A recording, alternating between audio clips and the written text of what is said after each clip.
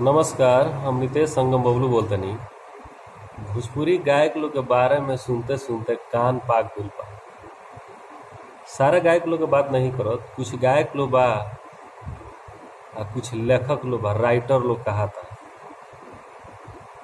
कुछ लिख देवे के बा, कुछ गा देवे के बा। कचरई लिखता लोग, कचरई गवावता लोग आ कहता लोग कि बिहार सरकार हमनी को ध्यान नहीं देता, ना हमनी के पुरस्कार देता। हाँ, बिहार सरकार तो एगो गलती कइले बा।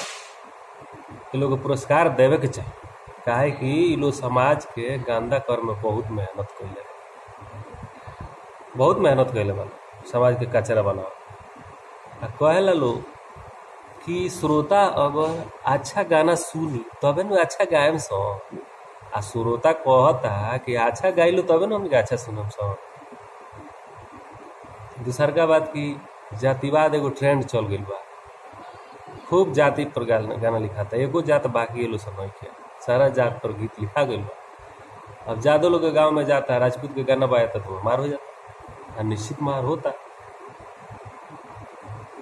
राजपूत के गांव में जाता है, जादव के गाना बजाता तो मार हो जाता, गाना रोका जाता। हर बारात में मार होता है। जातिवाद पर एको जात लोग छोड़ने नहीं है, कहीं से समाज के लोग ठीक नहीं रखले। का निमन गाना से लोग हिट नहीं कैले, नाम नहीं है।